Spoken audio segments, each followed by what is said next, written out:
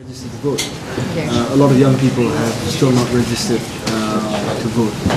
Even within UMNO and Barisan Nasional, there are millions of members who have not yet registered to vote, and the majority of them are young people.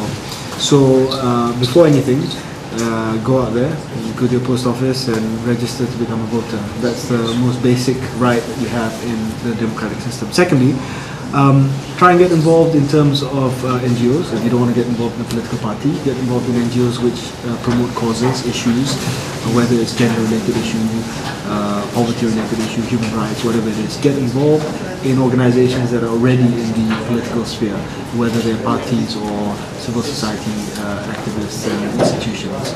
So there are plenty of avenues for you to get involved. It's just a matter of being aware.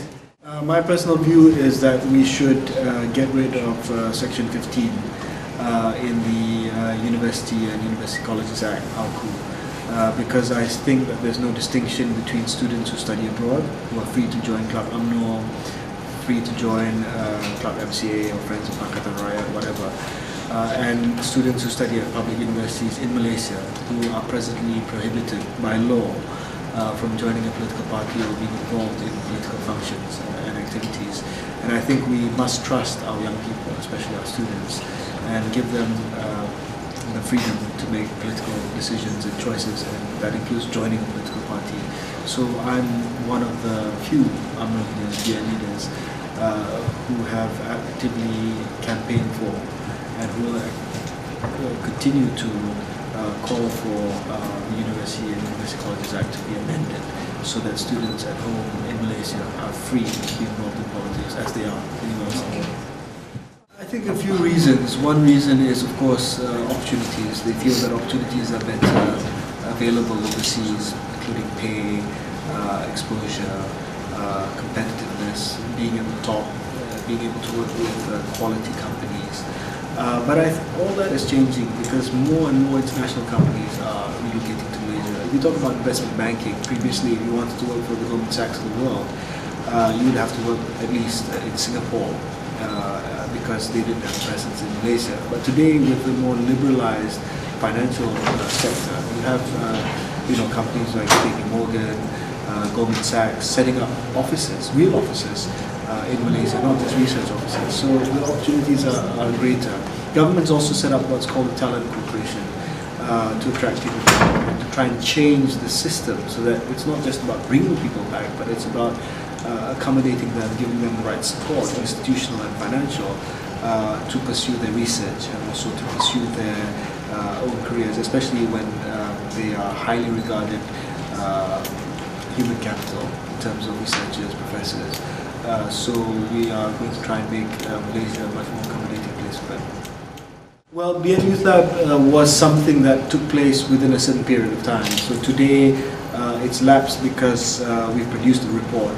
So the BN Youth Lab has actually submitted our proposals to the government in terms of what young people want. And from the BN Youth Lab report, many things have been taken up by the government. For instance, the Youth Fund, 20 million fund that was announced by Prime Minister Najib recently, was a BN Youth Lab idea for any young person to come up to the government and say, I have an idea about how to strengthen national unity, can I be funded? So that's been approved already. Housing for young people, basically young people under a certain income group buying a certain a house under a certain price range, they don't have to put down payment anymore. They can be 100% financed by banks in order to get their first house. That was another initiative by BN Youth Lab. A minimum wage which will be tabled in Parliament in March, affecting a lot of workers, especially young workers, was tabled by the BN Youth Lab. So although that Facebook page is not well maintained today, many of the ideas have been taken up and implemented by the government. I've thought about this long and hard, and I think that politicians need to take a break from time to time, and I'm weighing my options, and that's something that's definitely at the top of my mind at this point in time. Of course, nothing is cast in stone, but that's how I feel right now. So what are your plans after leaving, and what legacy do you wish to leave? No, I'm not leaving politics for good. I'm just taking a break. I'll come back, so it's far too early to talk about legacy. But if I do get to take a break, I want to go back to school and spend some time with my kids. They're still very small, and and educate myself around politics. Life is not just about politics. Politicians should take some time out and expose themselves to the world, and I think they'll be better politicians for it. Okay, so that's all I have to ask you. And Thank you very very much for your time.